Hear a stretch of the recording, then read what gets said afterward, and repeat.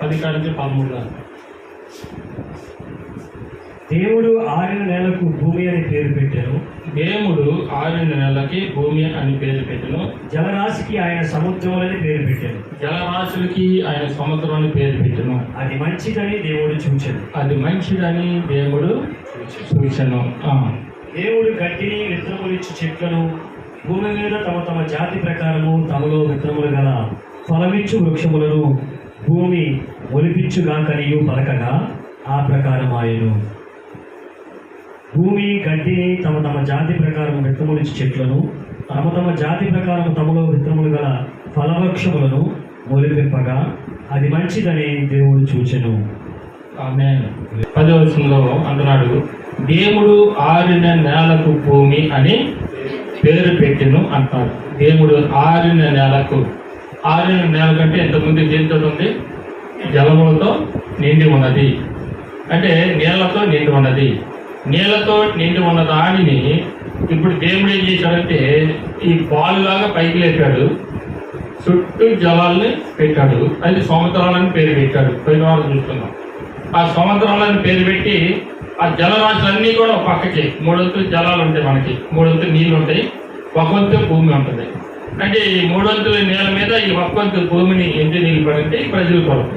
China దేశంలో వాళ్ళకి సాలక విస్తరిస్తున్న జనాన్ని బట్టి సముద్రం మీద కూడా, అది యూట్యూబ్లో పెడితే మీకు తెలిసి దాంట్లో సముద్రం మీద కూడా పెద్ద పెద్ద గృహాలు నిర్మిస్తూ ఉన్నారు. పెద్ద పెద్ద వీధులు, గృహాలు. నేను చూస్తే ఆశ్చర్యం వేసింది అసలు. ఒక కాలనీలు, పెద్ద పెద్ద కాలనీలు, ఏది మన జగనాన్ని కాలనీ అలాగే కొన్ని కాలనీలు మనకు ఉన్నాయి కదా, కొన్ని గ్రామాలు ఉన్నాయి కదా. ఒక గ్రామాలు కట్టేస్తున్నారు వాళ్ళు సముద్రం మీద. సముద్రం సాల్తలేదు వాళ్ళకి. ఇంకొక ఏదైతే చూశాను, సముద్రాన్ని వెనక్కి జరుపుతున్నారు. ఎలా జరుపుతున్నారు అంటే మెరకలు పోసేసి, ఇది మెరక పోతే బాగుంటుంది కదా, అట్లా పోసేసి వాళ్ళు ఇల్లు కట్టుకుంటూ ఉన్నారు. ఇలాగే 6 నెలల మీద దేవుడు భూమి నిరాకారం ఉండటం ఇష్టం లేక అది నివాస స్థలముగా, యెషయా గ్రంథం అంటాడు, నివాస స్థలముగా ఇది మార్చాడు. ఈ భూమిని నివాస స్థలంగా మార్చాడు. ఎవరికి నివాస స్థలం? దేవుడికి కాదు, తన బిడ్డలైన మనకి ఇది నివాస స్థలంగా మార్చాడు. ఇది నివాస స్థలంగా ఇవ్వబోయేటప్పటికీ మనకి ఏమేమి సమకూర్చాడు అంటే మానవ జాతిని ఇక్కడికి రాక మునుపు మనకి కలిగించినవి కొన్ని ఇచ్చాడు. మనకి కొన్ని కలిగించాడు. ఏమేమి కలిగించాడంటే మనకి ఏది అవసరము? బ్రతకడానికి తిండి అవసరము, అవునా కదా, నీళ్ళు అవసరం, ఇలాగా అన్ని కలిగించాడు. చూడు 11వ వచనంలో మనం చూసినట్టే దేవుడు గడ్డిని విత్తనములిచ్చి చెట్లను భూమి మీద తమ జాతి ప్రకారంగా తమలో విత్తనములు గల ఫలవృక్షములను భూమి మొలిపించిన కాక అని పలకగా ఆ ప్రకారమే అయింది. ఏంటి? ఫలవృక్షాలు. ఆ వృక్షాలు ఉంటేనే కదా మన బ్రతికేది. అప్పట్లో పంట చేతి పరచుకోవడం చేత కాదు. పంటలు పండించడము, దున్నటము, ఇవన్నీ చేత కదా, ఆయనకి తెలియదు కూడా. అందుకని ఏం చేశాడంటే మనిషి లేడుగా, ముందు చేతి పరచడానికి మనిషి లేడు. సరే, వచ్చిన తర్వాతనే ఏదైనా చేతి పరచుకోవడానికి ఆయనకి తెలియదు కదా. ఎందుకంటే దేవుడు ఒళ్ళు ఆడుకున్న వ్యక్తికి తెలియదు. ఇంకా మనిషి రాలేదు. రాక మునుపు ఏం చేశాడంటే ఫ్రూట్స్, వేల రకాల ఫ్రూట్స్ ఉన్నాయి. మనకు కొన్ని కనపడుతున్నాయి ఇక్కడ, కానీ కొన్ని ఉన్న వాళ్ళ మ్యారేజ్కి వెళ్తే దాదాపు ఒక 200-300 ఫ్రూట్సే కనపడతాయి. రకాలు 200-300 రకాల పైనే పడతాయి. ఇది ద్రాక్షల్లోనే చాలా రకాలు ఉన్నాయి. ద్రాక్షలు, అలాగే ఖర్జూరాల్లో చాలా రకాలు ఉన్నాయి. ఇంతలో ఖర్జూర రకాలు ఉన్నాయి. నేను ఒకసారి తిన్నాను. ఇంతలో ఖర్జూర ఎత్తనం ఎంత ఉంటుంది, చిన్నది ఎత్తనం ఎంత ఉంటుంది, ఖర్జూర ఎంత ఉంటుంది, ఎర్రగా ఉంటుంది, ఒరే టేస్ట్ ఉంటుంది. ఇలాగా కొన్ని అంటే నేను మ్యారేజ్లకి లైటింగ్ చేసాను కాబట్టి మాకు తెలిసాను. అలాగే కొన్ని తినడానికి, అంటే ప్రభు బిడ్డలు తినడానికి కొన్ని విత్తనం ఇచ్చే చెట్లను, అలాగే ఫలవృక్షాలను, అవన్నీ కూడా ఈ భూమి మొలిపించిన గాక అని పలికాడు. అంటే దీన్ని బట్టి మనకి ఏమర్థం అవుతుంది? భూమిని మొలిపించిన గాక అంటే మాటకి లోబడి భూమి ఏం చేసిందంటే తన మొత్తం కూడా మలిపించేటట్లుగా చేసింది. ఖచ్చితంగా అన్ని కూడా మలిచాయి. స్తోత్రం చేద్దాం. హల్లెలూయా. మాటే ఈ భూమిని ఆకాశాలన్నిటిని కూడా మాటతో చేశాడు. ఇది కలుగును గాక, ఈ సంవత్సరం కలుగును గాక, అలాగే భూమి కలుగును గాక, చెట్లు చేమలు కలుగును గాక, గాక గాక గాక ఇదే. అందుకని ఇవన్నీ కూడా మాట ద్వారా చేయబడ్డాయి. కాబట్టి ఆ మాటకి పవర్ ఉందని చెప్పేసి మన మాటని సేవిస్తున్నాం, కొడుతున్నాం. తెలుసా? కొడుస్తున్నాం, మాటని కొడుస్తున్నాం. మాట అంటే ఏంటది చెప్పండి? ఓం అందరికి పెడతాం. అది ఆ సాంశుడిని ఎత్తుని పెడతాం. ఓంకార శబ్దం అంటాం. ఓంకార శబ్దం అంటే సాంశుడి శబ్దం అని పెడతాం. కాదు, క్యాండిల్ సాం పెడతారు కొంతమంది, ఆదిశక్తి పెడతారు కొంతమంది, నెత్తి మీద ఒకటి పెడతారు హోమ్ అని. అన్ని గుళ్ళ మీద హోమ్ పెడతారు. ఆ హోమ్ ఎవరిది? ఆ హోము పవర్ఫుల్ది. ఆ హోము ఒక వాక్కు, అంటే దేవుడి యొక్క మాట, వాయిస్ అంటే వాక్ అనగా శబ్దం, వాక్కటి శబ్దం. ఆ శబ్దమే ఓంకార శబ్దం. అంటే ఈ ఓంకార శబ్దాన్ని ఏం చేస్తారంటే, హోమ్ని ఏం చేస్తారంటే అన్ని ప్రాంతాలు అందరికి తగిలిచ్చేస్తారు. సృష్టికర్తని యెహోవా చేయడానికి ఎంత కష్టపడ్డాడో ఆయనకి తెలుసండి. యోగ గ్రంథంలో మనం చదువుకున్నాం. ఎట్లా చేశాడో తెలుసా? నరాలతోటి, ఎముకలతోటి అలాగే సంధించాడు ఈ మనిషిని చేయడానికి. ఒకసారి చెప్తా, అది కూడా వచ్చింది వాక్యంతో పాటు. ఇక్కడ మనం చూసినట్లయితే ఇక్కడ ఏమంటాడు? భూమిని 6 నెలలుగా చేసిందే కాకుండా ఈ భూమి మీద మనిషి జీవితానికి ఫలాలు కావాలి, అంటే ఫలవృక్షములు కావాలి. ఆమె ఏం కావాలి? ఫలవృక్షాలు కావాలి. ఈ ఫలవృక్షాలు ఎట్లాగా అంటే మరి మనిషి బ్రతకాలి కదా, ఆకలి అయింది కదా. అందుకని మనిషికి కావాల్సినన్ని చేసుకుంటూ వచ్చాడు. అక్కడ 12వ వచనం చూద్దాం. 12, 11 కూడా అక్కడ ఏమంటాడు? ఇంకా భూమిని గడ్డిని తమ జాతి ప్రకారము విత్తనం నుంచి చెట్లను తమ జాతి ప్రకారము తమలో విత్తనములు గల ఫలవృక్షములను మొలిపింపగా అది మంచిదని దేవుడు చూచాను. అది మంచిదని దేవుడు చూచాను. అస్తమయమును ఉదయమును కలుగగా 3వ దినమాయను. అది 3వ దినమాయను. ఇప్పటికి 3 దినాలు అయింది. ఏమండి? ఈ సృష్టి ఎమ్మటి అవ్వలేదు. ఇది ఎమ్మటి అవ్వలా. ఈ 3 దినాల్లో ఇంకా పూర్తి కాలేదు. ఒక దినము ఏం చేశాడంటే భూమి ఆకాశం చేశాడు, సముద్రాలు వేరుపరిచాడు, ఇవన్నీ చేశాడు. ఒక దినము అక్కడ ఆ వెలుగును, అలాగే జలరాశుల్ని, అలాగే ఆకాశం మీద జలరాశుల్ని, కింద జలరాశుల్ని అన్ని చేసుకుంటూ వచ్చేసాడు. ఇలా చేసుకుంటూ వచ్చాడు. 3వ దినంకి వచ్చేదానికి మనిషికి కావాల్సిన ఫలవృక్షాలు తినడానికి ఆహారం కావాల్సింది చేశాడు. ఆహారం చేశాడు. మనిషి చేతపరుచుకునే అవకాశం లేదు. తెలుసా? ఫలవృక్షాలు తినడం వలన ఎంత ఆరోగ్యం తెలుసా? మనం పండించుకున్న పంట తినడం వల్ల ఈ రోగాలు పాలవుతున్నాం. కానీ అన్ని రోగాలు చుట్టుకుంటాయి, అన్ని రోగాలు. ఇంతకుముందు మా టైంలో చిన్నప్పుడు మా టైంలో మెట్ట బియ్యమే తినేవాళ్ళం, పొడవట బియ్యం, మెట్ట బియ్యం తినేవాళ్ళం. అలాగే ఎక్కువ ఫ్రూట్సే తినేవాళ్ళం. ఎక్కువగా చేతి వంటలు చేసి తినిపించేవాళ్ళు. ఇలాంటి ఏది బలమైందో అది తినిపించేవాళ్ళు. ఇప్పుడు ఈ పడితే ఈ హార్డ్ ఫుడ్ అంటారు, ఫాస్ట్ ఫుడ్ అంటారు, ఆ ఫుడ్ అని, ఈ ఫుడ్ అని, అన్ని ఫుడ్, డ్రై ఫుడ్లు అని బజార్లో కనపడిందల్లా గడ్డల్లో మేచి మేచి మేచి మేచి లాంటి రోగాలు చివరికి వచ్చేదానికి చాలా జబ్బులు పడుతున్నారండి. చాలా మంది జబ్బులు పడుతున్నారు. ఇవన్నీ చేసి చివరికి వచ్చేదానికి దెబ్బతింటారు, ఆరోగ్యం చెడగొట్టుకుంటారు. మరి చాలా 70 సంవత్సరాలు 80 సంవత్సరాలు బ్రతకాల్సిన ఈ మానవుడు అతి తక్కువ వయసులోనే చనిపోతున్నారు. సగ వయసువే, అతి తక్కువ వయసులో చనిపోతున్నారు. అన్నిటికీ అలవాట్లు పడిపోయి ఈ దేవుడు చాలా బాధపడతా ఉన్నాడు. ఇంకో మాట చెప్పాలంటే, నేను ఇచ్చిన పంటలు ఉన్నాయి, నేను ఇచ్చిన ఫలవృక్షాలు ఉన్నాయి, నేను ఇచ్చిన ఆహారం ఉంది, నేను ఇచ్చిన భూమి ఉంది, ఇవన్నీ కూడా చేతులు పరుచుకొని చక్కగా తినవచ్చు, తాగొచ్చు, చేయొచ్చు. ఆమేన్, హల్లెలూయా అని ఆయన ఆలోచన చేస్తాడు. ఎన్ని దినాలు? 3 దినాలు అయింది. 3 దినాలు. ఇక్కడ మనం చూసినట్టయితే ఈ ఫలవృక్షాలు, ఈ భూమి పండించిన కొన్ని పంటలు చూద్దాం మనం. అలాగే మనిషికి ఏది అవసరమో ఎలా ఉంది. అక్కడ ఏబు గ్రంథంలో మనం చూసినట్టయితే, ఏబు గ్రంథంలో ఆది కాండంలో 1:29 చూద్దాం. ముందు ఆదికాండం 1:29.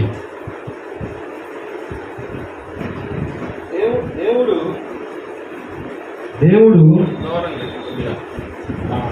ఇదిగో భూమి మీద ఉన్న విత్తనములు ఇచ్చు ప్రతి చెట్లను భూమి మీద ఉన్న విత్తములు ఇచ్చు ప్రతి చెట్టును విత్తనములు ఇచ్చు వృక్షములు గల ప్రతి వృక్షమును మీకు ఇచ్చి ఉన్నాను అవి మీకు ఆహారము అగును. ఇప్పుడు చెప్పండి ఏంటంటే ఏం చేశాడు? ఈ ఫలవృక్షాలు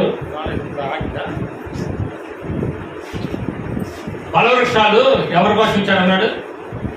ఇక్కడ క్లియర్గా చెప్తున్నాడు. ఇక్కడ 29 క్లియర్గా ఏం చెప్తున్నాడంటే, ఇక్కడ దేవుడు ఇదిగో భూమి మీద ఉన్న విత్తములు ఇచ్చు ప్రతి చెట్టును విత్తములు ఇచ్చు వృక్ష ఫలములు గల ప్రతి వృక్ష ఫలమును మీకు ఇచ్చి ఉన్నాను అన్నాడు. అవి మీకు ఆహారమగును అంటాడు. ఎవరికంట? మన బ్రతికేస్తాండి. అంటే ఒక కొంతమంది చాలా మనమైతే కొద్దిగా లేని స్థితిలో ఉంటాం కాబట్టి పల్లెటూరులో కానీ కొద్దిగా మనకి తెలియదు. కానీ ఉన్నవాళ్ళు అయితే ఒక బిడ్డను కనబడేటప్పుడు వారు ఒక బిడ్డ గర్భం పడ్డారంటే వాడికి మొత్తం చిత్తపరిచి ఉంటారంట. లేకపోతే ఆ బిడ్డకి పెళ్లి చేయాలంటే వాడికి ముందు ఇల్లు కట్టి చూడు, పెళ్లి చేసి చూడంట. అంటే ముందు ఇల్లు కడతారు. దేనికంటే వాడికి ఒక బెడ్రూము, ఒక హాలు, ఒక చక్కగా వాళ్ళ భార్య భర్తలు సుఖభోగాలు అందిస్తానికి. అలాగే దేవుడు కూడా తన బిడ్డని ఇక్కడ పంపబోయేటప్పుడు, భూలోకములకు పంపబోయేటప్పుడు ఆయన ఏం చేశాడు? భూమిని ఇచ్చాడు, ఆయన నేల ఇచ్చాడు, అలాగే వాటర్ ఇచ్చాడు, గాలి ఇచ్చాడు, నీరు ఇచ్చాడు, అలాగే ఫలవృక్షాలు ఇచ్చాడు. ఒక్కొక్కటి చేసుకుంటూ వస్తున్నాడు తన బిడ్డల కోసం చేసుకుంటూ వస్తున్నాడు. ఇలా చేసుకుంటూ వస్తున్నాడు. అందుకే ఇక్కడ ఏమంటారంటే ఇవన్నీ కూడా మీకు ఆహారం అవుతున్నాయి అంటాడు. ఇవన్నీ కూడా ఏంటంటే మీకు ఆహారముగా ఇచ్చానంటాడు. ఏబు గ్రంథంలో మనం చూసినట్లయితే ఏబు గ్రంథంలో 28:5 28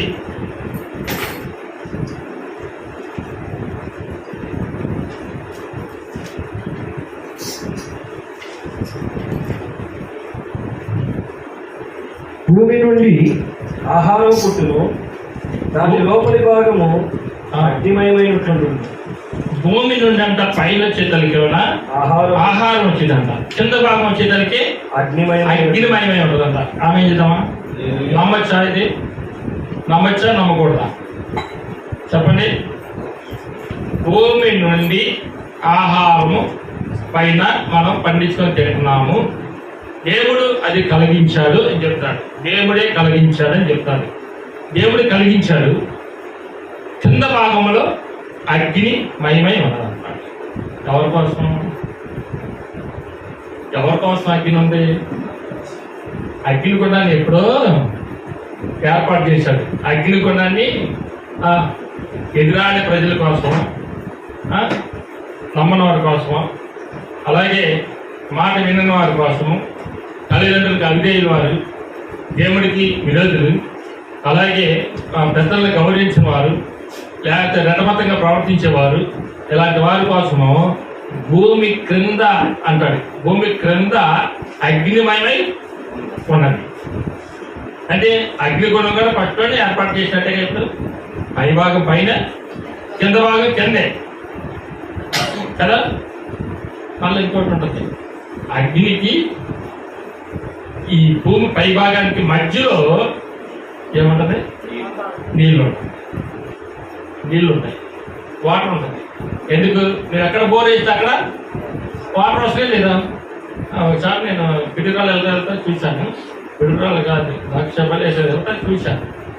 ఒక బోర్ వేసారంట వాళ్ళు. ఆ బోరు ఆగకుండా నీళ్లు బయటికి తన్ని పెడుతున్నాయి.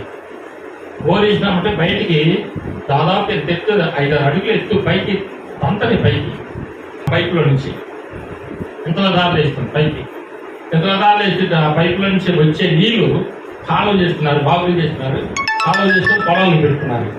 ఎప్పుడు ఆగదండి. అంటే ఎక్కడుంది ఇది? జలపాతం కింద భూమి కింద ఉంది. అంటే బోర్లు వేస్తే మంచిది తీసుకోవచ్చు. ఇన్ని రకాలుగా పెట్టాడు ఈ భూమిలో. ఏదన్నా ఎవరికైనా అర్థమైతే అసలు ఎవరైనా చెప్పగలుగుతారా? సైన్స్ ఇట్లకే మైండ్ పోతుంది. అసలు ఈ సృష్టి ఏంటి? ఈ భూమి ఏంటి, ఇన్ని పొరలేంటి, ఒక్కో పొరలో ఒక్కోటి ఏంటి, అగ్ని గోళాలు, అగ్ని కొండాలు, అలాగే అగ్ని పర్వతాలు, లావలాగా ఉడికి ఒక పర్వతం లావలాగా ఉడికి కింద పారుదల అవుతా వస్తుంది. పెద్ద పెద్ద అగ్ని మంటలు వేస్తూ ఉంటాయి, దూరం నుండి ఇది చేస్తుంటారు. ఇలాగా చేస్తున్నాడు అక్కడ. ఇంకా ఏమంటాడు అక్కడ, ఇక్కడ కీర్తన 104, 14, 15 మనం చూసినట్లయితే చూద్దాం. నీ క్రియల ఫలము చేత భూమి తృప్తి పొందుచున్నది.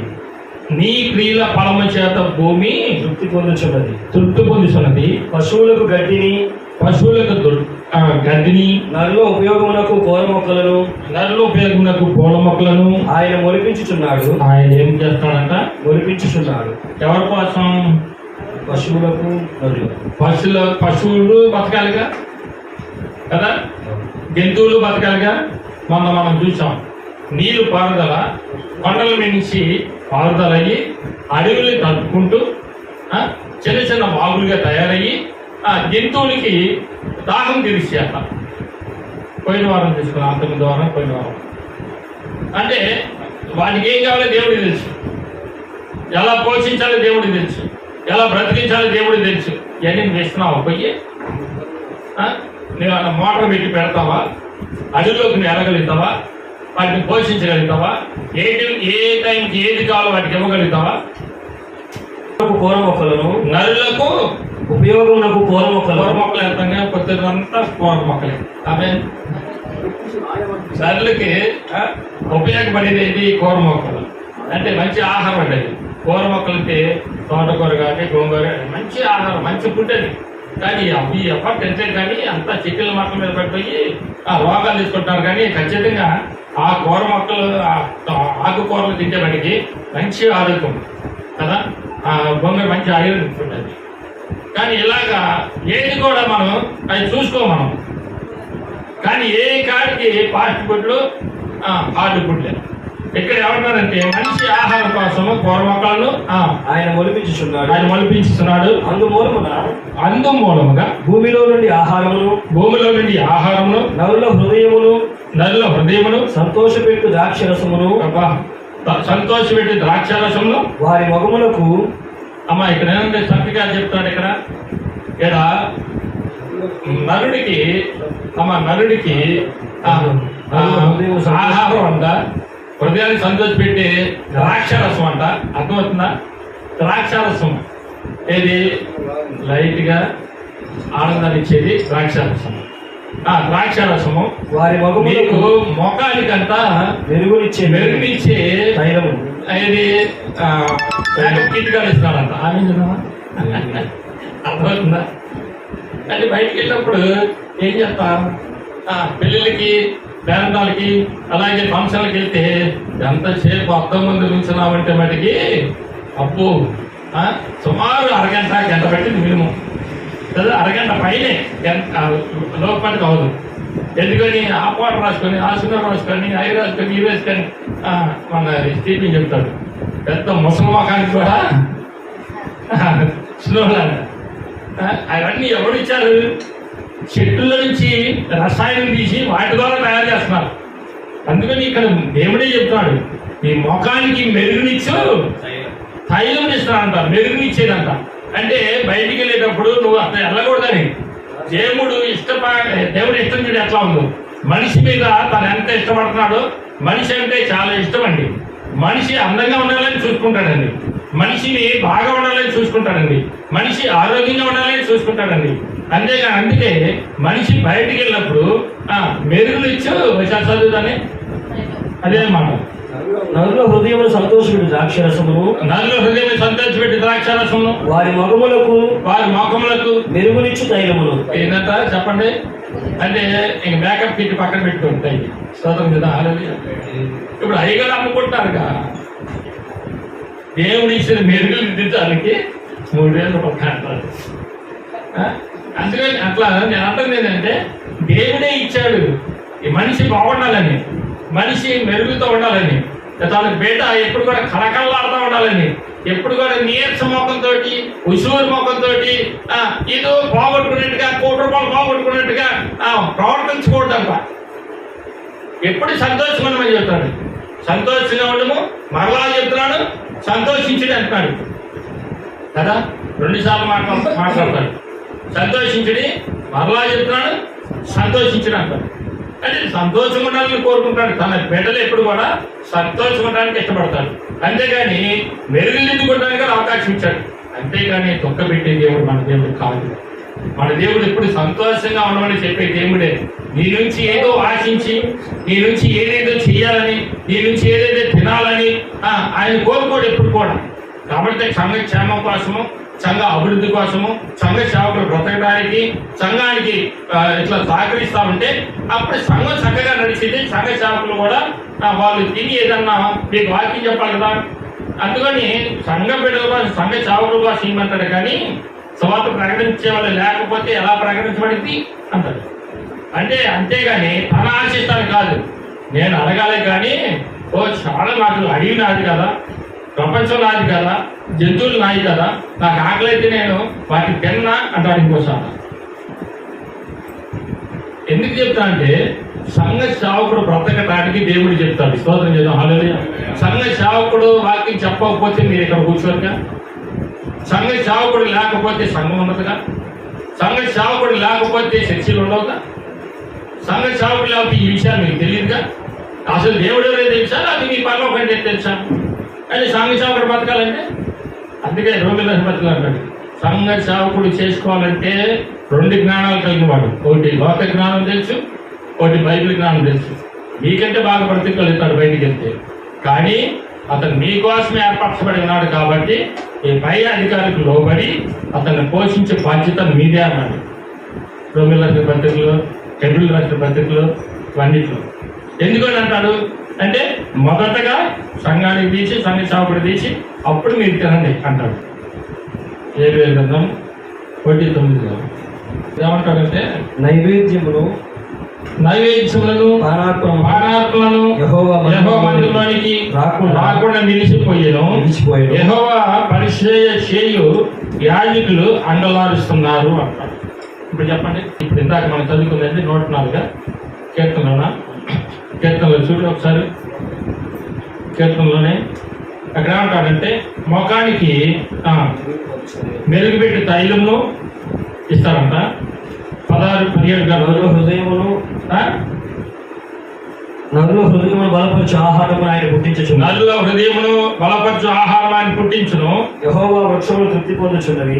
యెహోవా వృక్షములు తృప్తి పొందుచున్నవి. ఆయన నాటిన లెబానోను దేవదారు వృక్షములు తృప్తి పొందుచున్నవి. ఆయన యొక్క నాటిన లెబానోను వృక్షములు తృప్తి పొందుతున్నవి. ఆమె ఇలాగా అన్ని రకాల ఖనిజాలు భూమిలో పెట్టాడు. మనిషికి ఏది కావాలో అది ఆయిల్ కావాలా ఉంది, అలాగే కొన్ని పదార్థాలు కావాలా ఉన్నాయి. భూమిలో నుంచి తీసుకున్న పదార్థాల ద్వారా, భూమిలో నుంచి తీసుకున్న ఐరన్ ద్వారా, భూమిలో నుంచి తీసుకున్న స్టీల్ ద్వారా, భూమిలో నుంచి తీసుకున్న ప్లాస్టిక్ ద్వారా, అంటే చెట్ల నుంచి ప్లాస్టిక్ వచ్చింది. చెట్లు ఒక పైన తాటలు చేస్తారు. తాట తీసేసి ఆ తాటని వాటిలోంచి రసం పిండి అది లోపల చెట్లు అంటారు. వాటిలోంచి ఆయన ఏం చేస్తారు ప్లాస్టిక్. ఇలాగ అన్ని దేవుడు కలిగించిన వాటిలోంచి దేవుడు ఇచ్చిన జ్ఞానంతో మనిషి తయారు చేస్తాం మొదలు పెట్టాడు. అన్నీ కూడా దేవుడు ఇచ్చినాయండి. నువ్వు నేను తయారు చేసిన ఏం లేదు. ప్రభు ఇచ్చిన వాటిలో నుంచే తీసుకొని తయారు చేస్తున్నాం అంతే కదా. ఏది ఐరన్ తయారు చేయాలన్నా, స్టీల్ తయారు చేయాలన్నా, తెప్పాడాలు కావాలన్నా, చెట్లు కావాలన్నా, విమానాలు కావాలన్నా, రైలు కావాలన్నా, ఐరన్ కావాలన్నా, ఏదైనా సరే ప్రభు ఇచ్చిన దాంట్లో నుంచే తీసుకుంటాం. దేవుడు చేసిన వాటిలో నుంచి తీసుకుంటాం. మన సొంతంగా ఏమీ సృష్టించలేదు. ఆమేన్. హల్లెలూయా. అందుకనే ప్రతి ఒక్కటిని దేవుడు చెప్తున్న మాటలు మనం లోపడుతూ ఉంటే ఇంకా సంతోషిస్తాడంట. ఇంకా ఆదికాండంలో మనం చూసినట్టయితే భూమి అదే నేల నుంచి ఇంతకుముందు ఏమొచ్చేది, నెమ్మొచ్చి పంటలు పండాయంట. అది వరకు పొలమందలి ఏ పదయు భూమి మీద ఉండలేదు. పొలమందలి ఏ చెట్టును మొలవలేదు. ఎలయనగా దేవుడైన యెహోవా భూమి మీద వాన కురిపించలేదు, భూమి మీద అంతా వర్షం కురిపించలేదు, నేలను సేద్యపరచుటకు నరుడు లేడు. అయితే ఆవిరి భూమి నుండి లేచి నేల అంతటిని తడిపెను. ఇప్పుడు మానవుడు లేనప్పుడు ప్రతి చోట భూమి నుంచి అంట వినాలి, వింటున్నారా? భూమి నుంచి అంట ఆవిరి పైకి లేచిందంట. ఆవిరి అంటే కచ్చడావిరి కాదు, నెమ్ము. భూమి నుంచి వర్షం లేదు, పైనుంచి వర్షం లేదు, భూమి నుంచి అలాగే ఆవిరి పైకి లేచేది. అందుకే నోవాహు దినాల్లో వాళ్ళు ఏంటంటే వర్షం అంటున్నాడు, నోవాహుకి పిచ్చి పట్టిందా అన్నారు. ఈ నోవాహుకి అలా పిచ్చి పట్టిందా? ఏది వర్షం అంటాడు? ఏంటి పైన వర్షం ఎప్పుడు చూసాం మనం? ఎప్పుడు చూడలేదే. వర్షం అంటాడు, పైనుంచి చినుకులు పడతాయి అంటాడు, పైనుంచి జలపాతం వచ్చింది అంటాడు. ఎప్పుడైనా చూసాం మనం?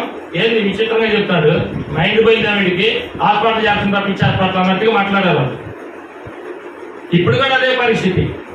మత్తయి సువార్త 24:37 అదే చెప్తారు. 34 ఏమంటాడంటే నోవాహు దినాల్లో ఏ విధంగా అయితే వాళ్ళు ఆలోచన చేశారో ఇప్పుడు కూడా అదే ఆలోచనతో ఉన్నారంట. మనం ఏమంటున్నాము? మధ్యాకాశంలోకి యేసుక్రీస్తు రాబోతున్నాడు, ఖచ్చితంగా వస్తాడు, ఆయన చెప్పిన మాట జమదాకుడు, ఏమైతే చెప్పాడో అది జరిగిస్తాడు. మధ్యాకాశంలోకి వచ్చినప్పుడు మనందరం ఎత్తపడతాము, బ్రతుకున్న వాళ్ళు ఎత్తపడతారు, చనిపోయిన వారు కూడా ఎత్తపడతారు. మధ్యాకాశంలోకి మనం వెళ్తాము. అలాగే చాకల గోత్రం వారు చూస్తారు, అన్నిలు చూస్తారు, అందరూ చూస్తారు. చూసిన ప్రతి ఒక్కళ్ళు గుండెలు బాదుకుంటారు. అది మత్తయి సువార్త 24 కూడా మనం చేసి చూస్తున్నాం. ఇలాగ మనం అంటే ఈ శక్తి ఏమంటారు? అదే దేవుడు వస్తానంటారు, మధ్యాకాశంలో వస్తారంట, ఆయన ఎత్తికేస్తారంట, మనం అంటే ఎడబడతా ఉంటా అని కొంతమంది ధ్యానం చేస్తూ ఉంటారు. నమ్మకపోయినా పర్లేదు, ధ్యానం చేస్తాం. నోవాహు దినాల్లో కూడా ఇదే జరిగింది. పైనుంచి వర్షం వచ్చిందంటే ఇక్కడ లేదు, కింద నుంచి భూమి నెమ్మొచ్చి పంట పండేవి కాబట్టి వాళ్ళు కూడా నిజమే, వాళ్ళకి తప్పేం లేదు. నమ్మపడడానికి కారణం ఏంటంటే ఇప్పటివరకు భూమి నుంచి నెమ్మొచ్చి కిందకి ఆవులాగా పైకి లేచి పంటలు పండాయి. అందుకే ఆ పంట తిని మనం బ్రతుకుతున్నాం. కానీ ఆకాశం నుంచి వర్షం అంటాడు ఇంద్ర బాబు, ఈయన నోవాహు పిచ్చాను పట్టిందా, వీళ్ళ కుటుంబానికి పిచ్చి పట్టిందిరా బాబు అని చెప్పేసి వాడలు తయారు చేస్తుంటే వాళ్ళు అదే ఆలోచనలో పడ్డారు. ఈయన వాడేది చేసుకుంటాడు, పెద్ద వాడు చేస్తున్నాడు, ఆకాశం నుంచి వర్షం అంటాడు. అసలు మనం పిచ్చోడవా ఆయన పిచ్చోడా కదా? ఎవరికైనా అనుమానం, డౌట్ అది. ఎందుకంటే అప్పటి వాటికి లేదు కాబట్టి. ఇప్పుడు సడన్గా పడేదానికి అప్పుడు అర్థమైంది, అరే నోవాహు చెప్పింది కరెక్టేనా అని. రేపు కూడా సడన్గా జరిగేదానికి అరే ఎన్నాళ్ళు బట్టి మనకి చర్చిలు ఘోషిస్తున్నాయి రా, చుట్టుపక్కల మనకు 4 పక్కల నుంచి చావకలు చెప్తున్నారు రా, చెప్పినా మనం వెళ్ళలేదురా అని గుండెలు బాదుకునే రోజులు వస్తాయి. ఆ స్థితి రాకముందే దేవుడు ఇన్ని రకాలుగా చెప్తూ ఉన్నాడు, ఇన్ని రకాలుగా బోధన చేస్తూ ఉన్నాడు. ఎన్ని రకాలుగా బోధన చేస్తున్నాడు? ఇంత ఖచ్చితంగా వేదనతో. అంత అవసరం ఏంటి మనకి? నాకు జరగదా, నీకు జరగదా? అది చక్కగా 10 మంది ప్రాబ్లం పెట్టి చేసి పెట్టి చక్కగా 10 మంది ఇట్లా నాకు తల 200 చొప్పున వస్తే నాకు చేత 2 టాపులు వచ్చింది. నాకు కళ్ళ మీద ఇప్పటికీ కలుపులు ఇస్తాను. ఎండి గారు యానేశ్వరి ఫోన్ చేశారా, రామారావు ఖాళీనా అంటారు అప్పుడప్పుడు గుర్తొచ్చినప్పుడు. నేను ఖాళీ లేదని చెప్తాను. ఎందుకని వ్యాధులు ఎందుకు?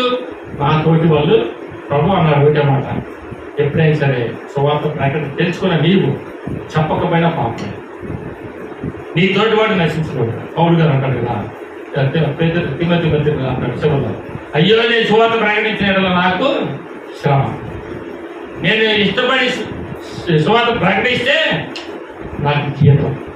ఎక్కడ ఈ లోపల పదం నాకు జీతం వచ్చింది అంటాడు. సువార్త ప్రకటించకపోతే శ్రమ, సువార్త ప్రకటిస్తే జీతం పర్వతంలో. అందుకే అంటాడు చివరి భాగంలో, నా పరుగు తొంత ముట్టించుకుని నా కొరకు జీవితం పంచబడింది అంటాడు పౌలు గారు. అందుకని నేను అంటుంది ఏంటంటే ప్రతి విషయంలో దేవుడు తెలియపరుస్తూ ఉన్నాడు. మైక్ ద్వారా తెలియపరుస్తున్నాడు, జనం ద్వారా తెలియపరుస్తున్నాడు, మీ ద్వారా తెలియపరుస్తున్నాడు. వీళ్ళు ఏదిరా చర్చికి వెళ్తున్నారు, వీళ్ళు ఎంత చెప్పారంటారు, పిచ్చి పట్టిందిరా అనుకుంటా ఉన్నారు. కానీ రేపు పొద్దున్న గుండెలు బాదుకునే రోజు రావాలి. ఆమె హల్లెలూయా. ఇంకా మనం మత్తయి సువార్త 6:30 చూసినట్టే, మత్తయి సువార్త,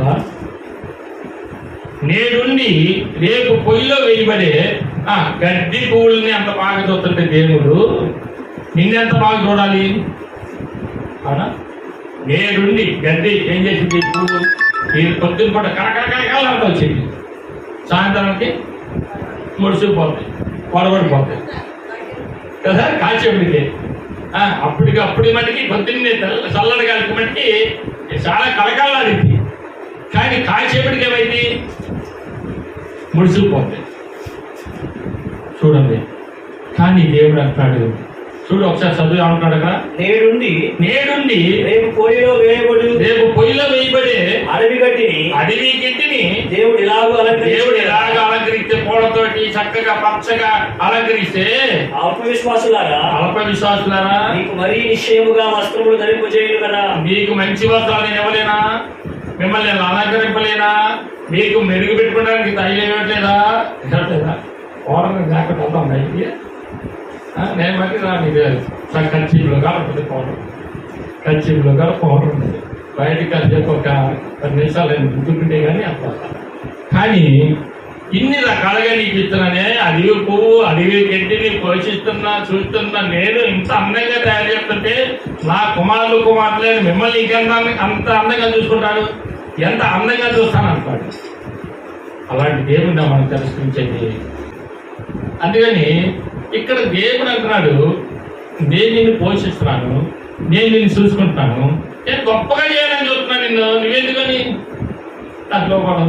ఆమేన్. హల్లెలూయా, హల్లెలూయా. ఏప్రిల్ రాసిన పత్రిక 6:7 మనం చూసినట్టే ఎట్లా అనగా, ఏప్రిల్ రాసిన పత్రిక 6:7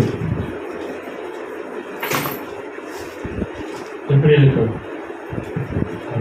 ఎట్లనగా భూమి తన మీద తరచుగా కురియు వర్షమును, భూమి అంతా తన మీద తరచుగా కురి వర్షమును త్రాగి ఎవరి కొరకు వ్యవసాయం చేయబడును, ఎవరి కోసం వ్యవసాయం చేయబడితే వారికి అనుకూలమైన పైరులను ఫలించుచు దేవుని ఆశీర్వచనము పొందును. ఆమేన్. హల్లెలూయా, హల్లెలూయా. మన వల్ల అంట భూమి కూడా ఆశీర్వాదాలు పొందుతున్నాయి అంట. అలాగే మనం పోషించడానికి భూమిని ఉంచాడంట. మనం పోషించకుండా ఉండడు, ఖచ్చితంగా మనం పోషించడానికి తన వర్షము తాగి మనకి పంటనిచ్చిందంట. మీకు అనుకూలమైన పైరునే పండించిందంట. మీకు అనుకూలమైన అంటే మీకు ఏ పైరు అవసరము అదే మీరు ఏదైతే చేస్తారో మీకు అనుకూలమైన పైరు మీరు వేస్తే దాన్ని పండించడానికి. కానీ ప్రభుత్వాలు మోసం చేస్తే కానీ దేవుడు మోసం చేయడండి. ప్రభుత్వాలు ఈ సంవత్సరం బాగా రేటు పెంచేస్తారు. రేటు పెంచేసేదానికి ఇంకేముంది, అబ్బా ఈ సంవత్సరం బాగుందని చెప్పేసి నెక్స్ట్ ఇయర్ మనం పంట అదే అందరూ వేసేస్తారు. ప్రభుత్వం మోసకాలండి. ప్రభుత్వం మోసం చేసి దేవుడు మోసం చేయడు. ఆమేన్. హల్లెలూయా. ప్రభుత్వం మోసం చేయించామో కానీ దేవుడు మోసం చేయడండి. యాకోబు 1:14 స్వకీయ దురాశలు అంటే దేవుడు ఏమంటాడంటే, నేను పోషిస్తాను కదా, నేను ఇస్తాను కదా, ఎందుకంత ఆశ ఎందుకు? ఈ సంవత్సరం కొద్ది పండితులకి వచ్చే సంవత్సరం ఒక్కసారి ఒక 10 ఎకరాలు 20 ఎకరాలు 100 ఎకరాలు ఏం పానొక్కడా అది బాగుంటుందని చూసుకోవద్దా? అంత అవసరం లేదు, కొంత వాటికి చాలు. ఆమేన్. హల్లెలూయా. ఎట్లనగా భూమి తన మీద తరచుగా కురియు వర్షమును త్రాగి ఎవరి కొరకు వ్యవసాయం చేయబడును, వారికి అనుకూలమైన పైరులను ఫలించుచు దేవుని ఆశీర్వచనము పొందును. అందుకని మనం ఏదైతే అవసరమో అదే అడగాలి. కానీ అది ఆశ అంటారు. యాకోబులోనే ఇక్కడ ఏమంటారు తెలుసా? దురాశ గర్భం ధరించి ఏమంటది ఇక్కడ 14:15 మనం చూసినట్టే ఇక్కడ దురాశ చేత ఎడవబడి మరుగొల్పబడి ఉన్నవాడై ఉన్నాడు. ప్రతి వాడును దురాశ గర్భం ధరించి పాపమును పరిపక్వమై మరణము కలను అంటాడు. దురాశ ఏమైందంట చెప్పండి? ఏమైతే గర్భం ధరించి. దురాశ ఏమైతే గర్భం ధరించి అందరూ చెప్పాలి. దురాశ గర్భం ధరించి పాపమును కలను, పాపము పరిపక్వమై మరణాన్ని కట్టదంట. అంతే కదా. చాలా మంది ఇదేదో చేస్తాం వ్యాపారం చేస్తాం అయ్యేద్దాం ఈ చేద్దాం అని చెప్పేసి వాళ్ళు వెళ్తారు, బాగా లోతుకి వెళ్ళిపోతారు, బాగా అప్పులు చేస్తారు. వత్తలే తీరుతామని సడన్గా లాస్ వచ్చేసింది, సడన్గా దెబ్బతింటారు. అప్పుడు ఏం చేస్తారు? నువ్వే పోయావు కదా, అంతేకా. ఏదో చెరువు చూసుకోవడం, లేకపోతే మంది రావడం, లేకపోతే కూరేసుకోవడం. అట్లాగే పాపం పరిపక్వమై మరణానికి అడగట. దురాశ గర్భధరించినట్టే చాలా తప్ప. ఆశ కోరికలు ఉండకూడదు. ఈ లోకంలో ఎంతవరకు కావాలో దేవుడికి తెలుసు, నా బిడ్డలకు ఎంతవరకు కావాలో ఆయనకు తెలుసు. అందుకే కొరింథీయులకు రాసిన పత్రికలో మనం తీసుకున్నాం. ఇంకా 2వ వచనం తీసుకున్నాం. 2 కొరింథీయులు 9:10 అంటాడు, విత్తువానికి విత్తములు తినేటకు ఆహారంలో దేవుడే ఇస్తున్నాడంట. ఆమె చేద్దామా? విత్తువాడికి ఇత్తనాలంట, తినేటకు ఆహారం అంట దేవుడే ఇస్తున్నాడంట. దేవుడే పట్ల అన్నాడు కదా, ఈ పొలంలో ఎత్తములు ఇచ్చి చెట్లను అన్నాడు కదా, ఎత్తనములు ఇచ్చి చెట్లను అన్నాడు. విత్తనాలు ఇచ్చే చెట్లు మలిపించాడు ముందు. అంటే కొంతమంది ప్రశ్న వేసేవాళ్ళు ఇంత ముందు, నేను చాలాసార్లు విన్నా, విత్తనం ముందా చెట్టు ముందా అంటారు. విత్తనం ముందా చెట్టు ముందా అంటారు. ఏముంది చెప్పండి? విత్తనం అనేవాళ్ళు. కానీ ప్రభు ఇక్కడ ఏమంటాడు? చెట్టు మలిపిస్తేనే కదా విత్తనం వచ్చేది. చెట్టు పెద్దది అయితే కదా విత్తనం వచ్చేది. చెట్టుని తయారు చేశారు కానీ విత్తనాన్ని తయారు చేయాలి ముందు. సార్ చూడండి కావాలంటే 11 వస్తుంది. 1:11 చూద్దాం ఒకసారి. ఏమంటాడంటే 1:11 ఇక్కడ ఏమంటాడంటే, దేవుడు గడ్డిని విత్తనములిచ్చు చెట్లను ఏంటంటే చెప్పండి, విత్తనములిచ్చు చెట్లను విత్తనాలు ఇచ్చి చెట్లను మలిపించాడు. ఎత్తు ముందు కాదు, చెట్టు ముందు అని చెప్పండి. సార్ ఎవరు అడిగితే, మీకు ఏదైనా ప్రశ్న ఇచ్చినా, ఎవరైనా అడిగినా, విత్తనం ముందు కాదు బాబు, చెట్టు ముందు. చెట్టు ఎదిగిన తర్వాత ఆ చెట్టు ఇచ్చే చాలా విత్తనాలు ఉంటాయి.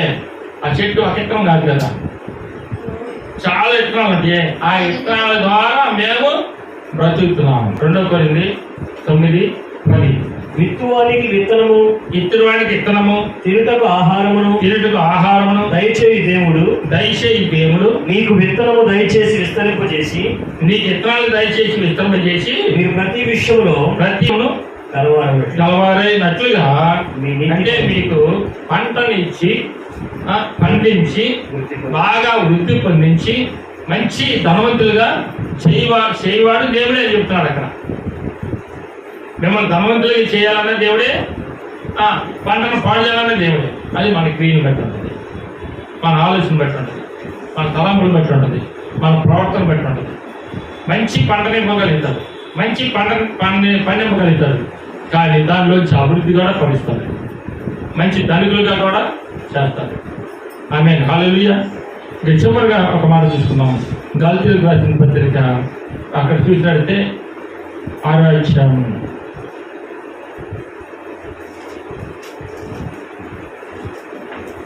మోసపోకుడి 6:7 మోసపోకుడి, దేవుడు వెక్కిరించబడడు. ఆమేన్ చేద్దామా?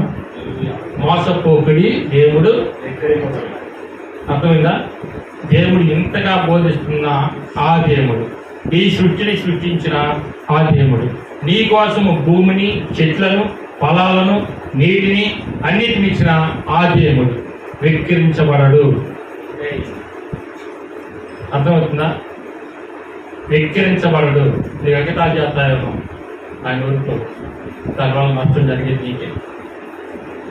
అలాగే ఏదన్నా చేశాడంతా అని నువ్వు అనుకుంటాను.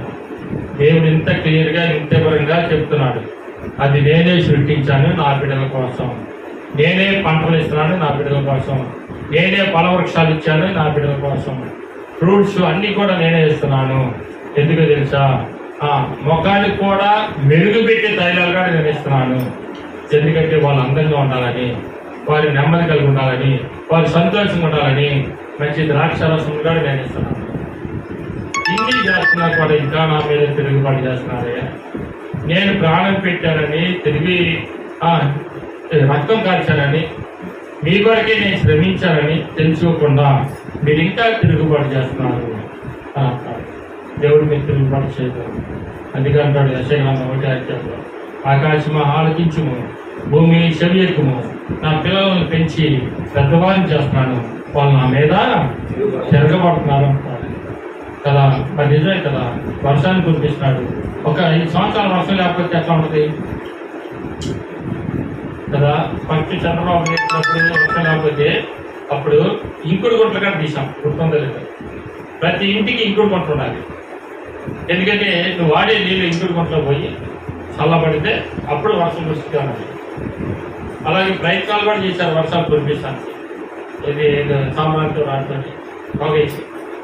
కానీ దేవుడు వర్షం లేకుండా చేయిస్తే వచ్చే కరువు అంతా ఇంత కాదు. కానీ సకాలానికి వర్షాలు కురిపించి ఏ కాలానికి అది ఇచ్చి మనం పోషిస్తుంటే దేవుడిని ఎక్కిస్తున్నాం. అందుకే అంటాడు ఇక్కడ గంభీరంగా, ఎక్కిరించబడదు దేవుడు, ఎక్కిరించబడదు అంటాడు. అందుకని దేవుడిని వెక్కిరించేవాడు ఉండకూడదు. దేవుడిని నమ్ముదాం, దేవుడి మాట విందాం, దేవుడు చెప్పింది చేద్దాం. అప్పుడు తర్వాత దేవుడే చూసుకుంటాడని ఈ మాట దేవుడు దీవించిన కాక ఆమె.